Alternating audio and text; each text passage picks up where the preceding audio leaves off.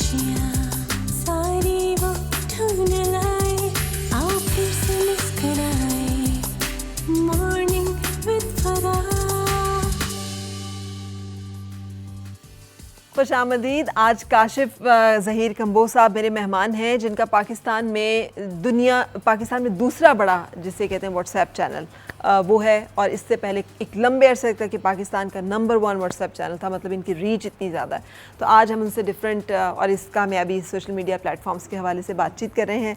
अच्छा, मुझे बताइएगा काशिफ साहब, जो मैं पूछ रही थी कि दूसरों को पूरी दुनिया में हम देखें तो मेंटोरिंग वो लोग कर रहे होते हैं जो ख़ुद गुजरे होते हैं किसी प्रोसेस से। हमारे यहाँ पे क्या मसला है, आप किसी को शादी के बारे में टिप देने की कोशिश करोगे, चलो अपना तो घर बसिया नहीं सानू सिखान चलने ने, और ये दिस इज़ वेरी कॉमन। मैं इस बात को बहुत फेस करती हूँ। आप किसी को कोई अच्छी बात बताने की कोशिश करोगे, इसका तो आप ये पता ही कौन है, ये हमारे यहाँ ये जो एक वो सूरत हाल है। सो आपने खुद कैसे, आपकी ज़िंदगी का जर्नी क्या है जिसके बाद आप यहाँ तक पहुँचे?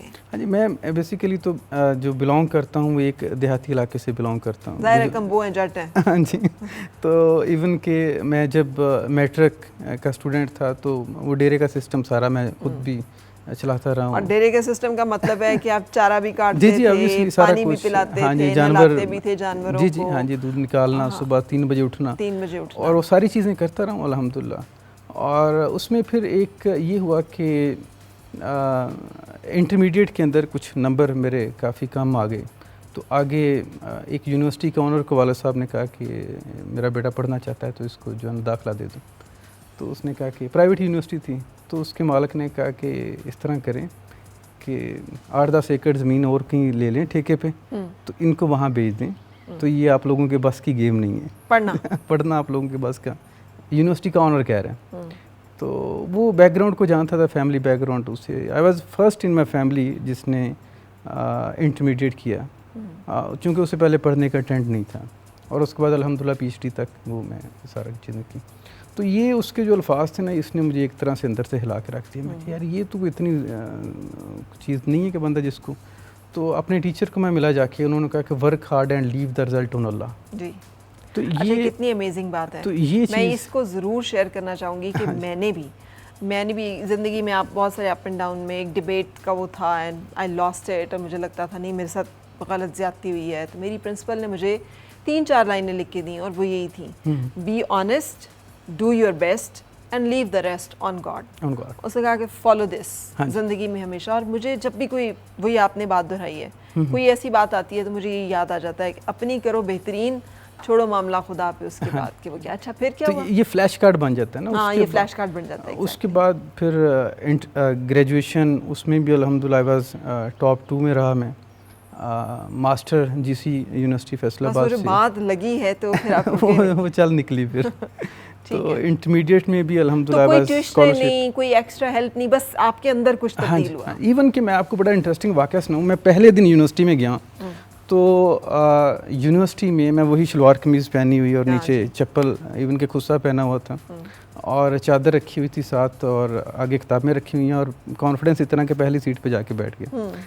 और सारी क्लास वाले देख रहे हैं कि ये कौन आ गया, पता नहीं कोई नई मखलूक आ गई। सारे सिटी के शहरों के लोग थे। और इवेंचुअली जो ग्रुप बनते हैं, क्लास ग्रुप, तो उन्होंने क्लास ग्रुप में किसी ने भी मुझे ऐड नहीं किया।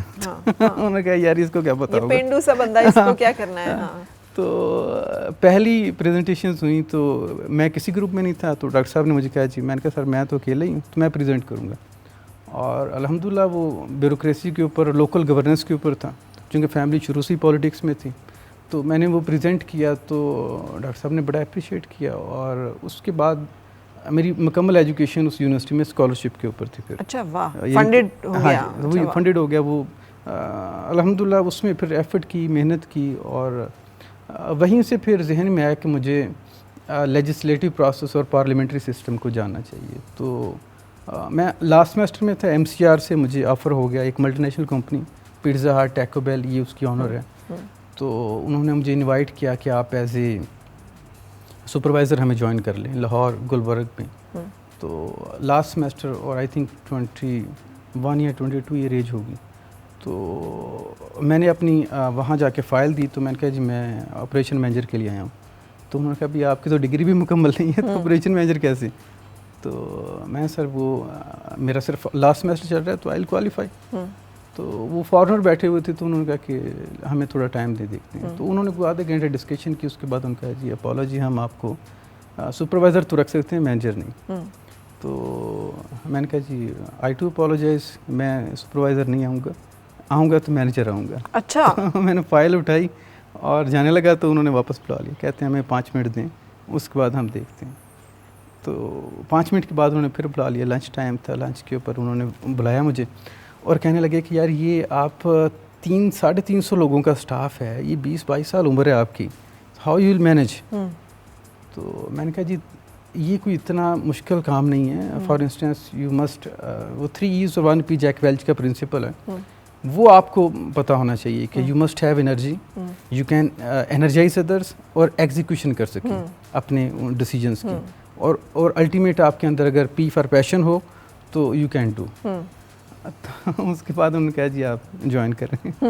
تو الحمدللہ. اچھا, یہ کانفیڈنس لیول یہاں تک پہنچنا, کانفیڈنس سے ہے یہ اکیلے خاموشی کا سفر ہے جو کہ پھر آپ نے یہ کانفیڈنس کا یہ لیول کہ انٹرویو میں بیٹھ کر ایک جاب سیکر جسے نوکری چاہیے ہے وہ یہ کہہ رہا ہے کہ یہ والی نوکری نہیں کروں گا, یہ والی کروں گا اگر دیں گے تو. یہ کیسے اچیو ہوا؟ یہ اس میں 2 فیکٹرز ہیں. ایک تو اپ برنگنگ ہے, فیملی اپ برنگنگ اس طرح سے تھی, اور اللہ تعالیٰ کی ذات پہ یقین جو الٹیمیٹ وہ تھا, اور پھر والد صاحب کی جو ہے وہ سپورٹ, کہ والد صاحب کو جب بھی کہا یہ کرنا چاہتا ہوں تو وہ ہمارے, انہوں نے کہا جی اپ ٹو یو, جو کرنا چاہتے ہو زندگی میں کرو, میں ہر طرح سے جو بھی سپورٹ آپ کو. حالانکہ جٹوں کے لیے ایک بیٹے کو تعلیم کے لیے بھیج دینا ایک بڑا مشکل مرحلہ ہے, کیونکہ پیچھے سارا نظام جو ہے ایسی وہ کون دیکھے گا. جی وہ اس طرح سے نہیں رہ پاتی. اور پھر اسی نوکری سے انہوں نے کہا جی آپ کہیں اور ہم ٹرانسفر کرنا چاہتے ہیں, تو میں نے کہا جی میں تو لاہور میں ہی کام کرنے کے لیے آیا ہوں, تو میں ٹرانسفر نہیں ہو سکتا. تو پھر 1 سال کے بعد میں نے کوئٹ کر دیا, ریزائن کر دیا. حالانکہ مجھے ریجنل مینیجر اور ڈپٹی مینیجر جو وہاں سے بھی. تو کیا ٹپ دیں گے یہاں پر آپ بچوں کو جو لوگ دیکھ رہے ہیں کہ کیا کریں, what is the take home message? Ultimate تو یہ ہے کہ اللہ تعالیٰ کی ذات کے اوپر آپ کا یقین اتنا مضبوط ہونا چاہیے. بات ہے یقین کی اور ایمان کی, اس کی ذات کے اوپر آپ یقین رکھیں, ایمان رکھیں, تو بڑے بڑے یہ چھوٹی چھوٹی پریشانیاں یہ کچھ بھی نہیں ریزالو ہو جاتی ہیں. پھر اپنے جو پیرنٹس ہیں وہ آپ کے لیے انرجی پاکٹس ہیں, وہ جن مراحل سے گزر چکے ہوتے ہیں وہ ان کو آپ مکمل ہمیشہ جتنے وہ کانفیڈنس میں رہیں گے اتنا آپ کی زندگی شخصیت کے اندر کانفیڈنس ریفلیکٹ ہوگا.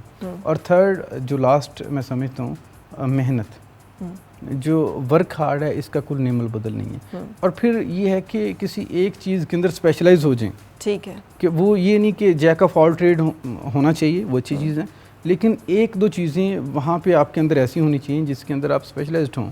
ٹھیک ہے, اور اس کو آپ پھر جو ہے وہ کہیں پہ بھی آپ کو موقع ملے تو آپ اسے کر سکتے. آپ ایک ایسے کلچر میں جس میں کہ لوگ رائٹلی سمجھتے ہیں کہ سفارش اور کلچر کے بغیر تو ایک نائب قاصد کی نوکری نہیں ملتی آج کل, سروائیو کرنا اتنا مشکل ہے. بچے اسی لیے فرسٹریٹڈ ہیں کہ ان کو سمجھ نہیں آتا کہ وہ کیا کریں.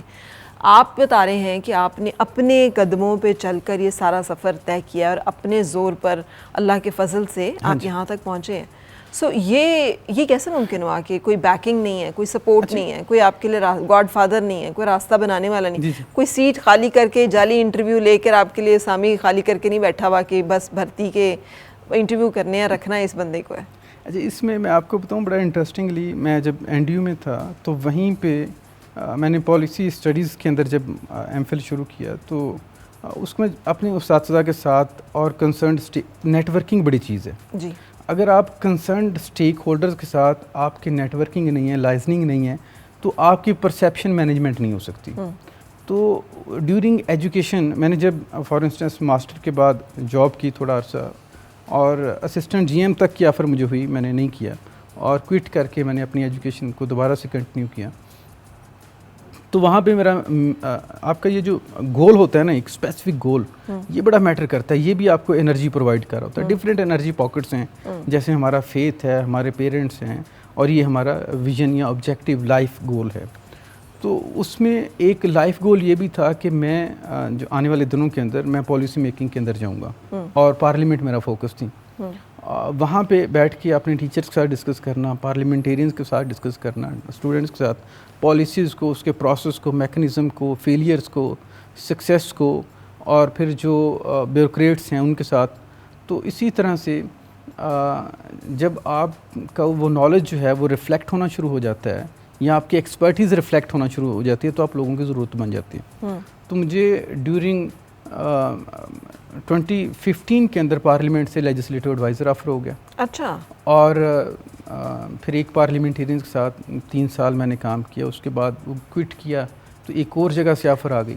ہاں, تو یہ ڈفرینس ہوتا ہے.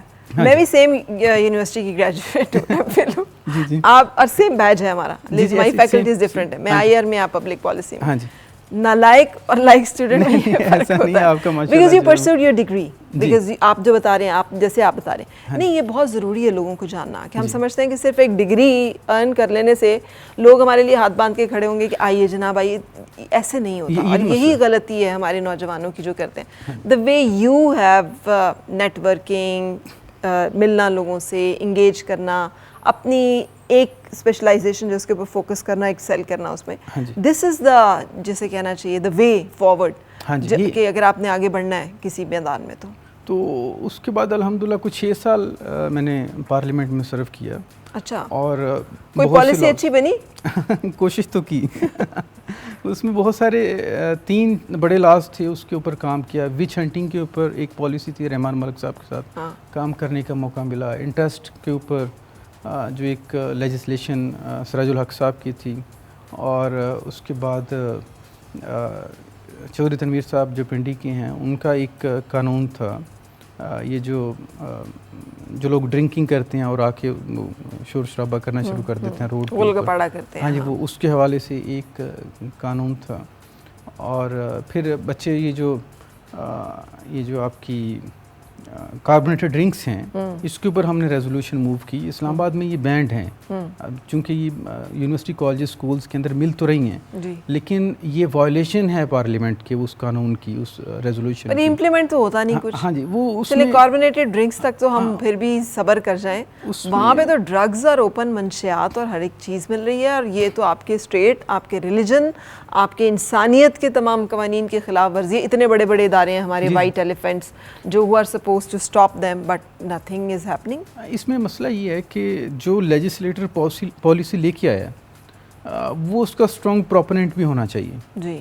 ہمارے ہاں پالیسی میکنگ پروسیس کے اندر ایشو یہ ہے کہ جو پالیسی میکنگ کا جو پروسیس ہے وہ زیادہ تر بیوروکریٹک سائڈ پہ ہو رہا ہے, اور یہاں کہیں تھوڑے بہت تھنک ٹینک انوالوڈ ہیں. یہ جو پالیسی میکنگ پروسیس ہے یہ لیجسلیٹو کوریڈورز کے اندر ہونا چاہیے, پارلیمنٹیرینز کو کرنا چاہیے. اور اس کے ساتھ ایک چیز اب یہ ہے کہ پالیسی فیلیئرز کیوں ہو رہے ہیں. پالیسی فیلیئرز اس لیے ہو رہے ہیں کہ آپ کی جو پالیسی ایگزیکیوشن کے لیے ایک اسٹرانگ کمپوننٹ ہے پولیٹیکل ول, وہ پولیٹیکل ول وہاں پہ ایگزسٹ نہیں کرتی. انہوں نے سڑکیں بنوانی ہیں, پل بنوانے ہیں, آپ کن چکروں میں ڈال رہے ہیں. آئی مین یہ زیادہ امپورٹنٹ ہے کہ یہ ٹیوب ویل لگ جائے, سڑکیں بن جائیں, پل بن جائیں, بجلی آ جائے, سوئی گیس آ جائے. لوگوں نے ووٹ اس پہ دینے, انہوں نے یہ ضرور پوچھنا کہ آپ نے پالیسی کون سی بنائی ہے سرکار. کچھ بناؤ نہ بناؤ, تو ساری سڑک بناؤ. مسئلہ تو یہ نا وہ بھی ٹھیک نہیں بن رہے. وہ بھی ٹھیک نہیں بن رہے. ابھی ہاؤسنگ پالیسی آپ کی آئی ہے پچھلے دور حکومت کے اندر, اور انہوں نے کہا جی پاکستان میں 60 لاکھ مکانات کی کمی ہے as per the statistics of world bank. Policy کے اندر لکھا ہوا ہے, آپ کی نیشنل ہاؤسنگ پالیسی ڈاکومنٹ کی میں بات کر رہا ہوں. اور جب آپ ورلڈ بینک کی رپورٹ اٹھا کے دیکھتے ہیں تو ورلڈ بینک کہتا ہے جی پاکستان میں 60 لاکھ مکانات کی کمی ہے as per the statistics of state bank of Pakistan. اور جب آپ اسٹیٹ بینک کی رپورٹ اٹھا کے دیکھتے ہیں وہ کہتے ہیں جی پاکستان میں 60 لاکھ مکانات کی کمی ہے as per the statistics of world bank.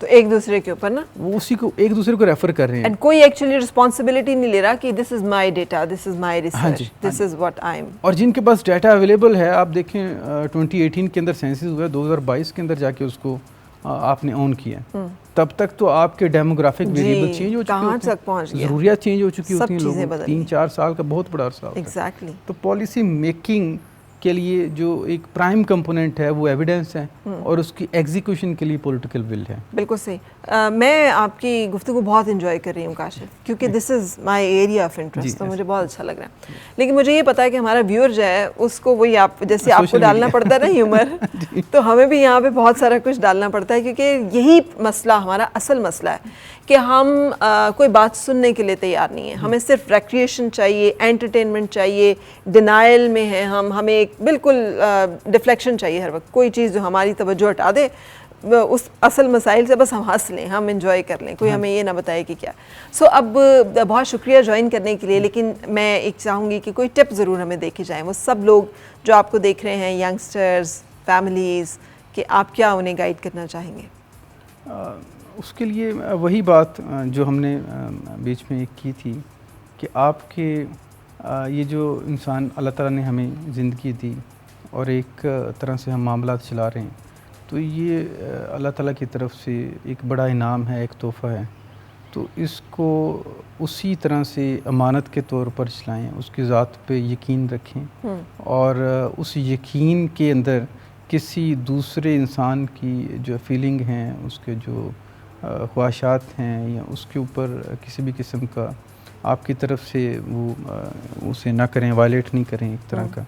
اور یہی پیغام انسانیت بھی ہے, حقوق العباد بھی ہے, حقوق اللہ بھی ہے. ان دونوں چیزوں کو رکھیں اور اللہ تعالیٰ کی ذات پہ یقین رکھیں. بالکل, اور یہی مذہب ہے. ہاں جی, مذہب یہ ہے کہ ہم اللہ سے ڈر کر اللہ کی مخلوق جو ہے اس کے لیے آسانیاں پیدا کریں, ان کے معاملے میں ہم اللہ سے ڈریں, خالی ہم اللہ سے ڈرتے رہیں. مخلوق ہی خدا تک پہنچنے کا ذریعہ جی ایگزیکٹلی, راستہ وہی, یہ گائیڈنگ ہے وہ, اور سب سے آسان ذریعہ ہے, سب سے آسان ذریعہ. کہ رب تک پہنچنا چاہتے ہیں تو اس کی مخلوق کو خوش کر لیں. بالکل, thank you very much, wonderful to have you.